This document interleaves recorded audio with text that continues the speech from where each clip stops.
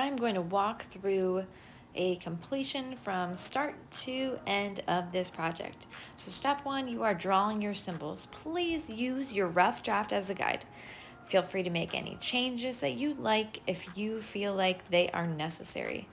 This step should take a while. Please do not rush this step. It's really important that you get your symbols where you want them on this step instead of trying to go back once you start coloring. You'll notice that a lot of these symbols are different than my rough draft. I went back to the drawing board and changed some things up. You'll notice some symbols are the same, like my sunflower, paint palette, and globe, but there are new symbols that represent a few other things.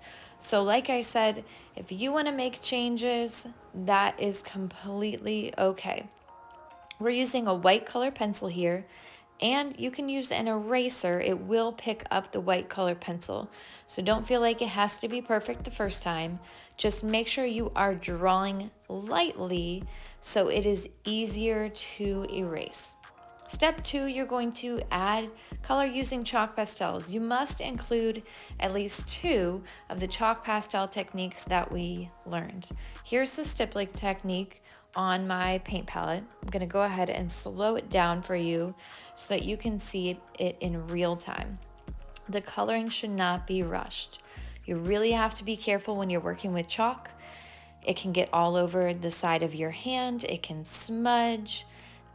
It can be a pain, but if you are patient and take your time with it, it can turn out really beautifully. Take your time. I cannot stress that enough. You can see here I added some more colors, not just two. I went in and smudged some of the areas in my palette, but for most of it is still the stippling technique. Okay, so feel free to mix some of the techniques, do what you think is best for your project. We all have different ideas of what's going to look best, so go with what you think is going to work for your piece. Not your neighbor's piece, not my piece, but for your piece. A quick tip that will be helpful, have a paper towel handy to clean your fingers as you change colors.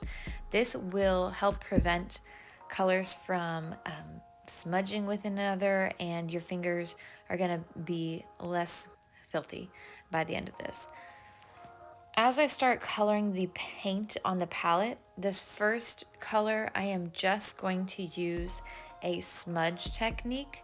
So I'm filling in the area, and then I'm going to go back with my finger and smear it in so it is a smooth, consistent color. On most of my piece, I use the smudge technique. I prefer the way that looks on the paper. You might prefer something different, and that is okay. Realize that we have different points of view, but smudging is my preference. The second blob of color on the paint palette, I'm going to use the color blend technique. If you remember from the technique video, you layer two different colors. I would put the color that you want to be more predominant on top. So in my case, I'm making a blue-green, but I want it to be more of the green shade. So I put the green on top of the blue. And then I go back with my finger and blend them together. You can make so many different colors with the few chalk pastels that you have, but you just have to practice it. Please take your time when coloring. Cannot stress that enough. As you are coloring, the chalk dust is going to be building up on your paper. So in order to get it off, you're going to go to the trash can and you're going to tap lightly on the side of the trash can to get the chalk dust off. You are not going to brush it off with your hand. That will just make it smear. You don't need to do this often, just when there's chalk dust kind of in the way, building up somewhere you don't want it to be. You can walk over to the trash can and tap it off. My last color here, I did another color blend. So again, laid down my pink and then went back with a peach color to try and soften it up, and then I went in and blended it with my finger. So I already have 3 techniques here. You only need 2. I'm sure you will absolutely use more than 2.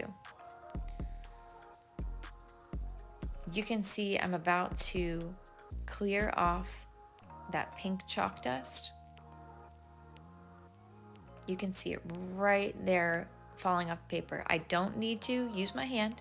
I just need to tap it on the table, in your case the trash can, and it will come off. All right, let's go ahead and speed this up.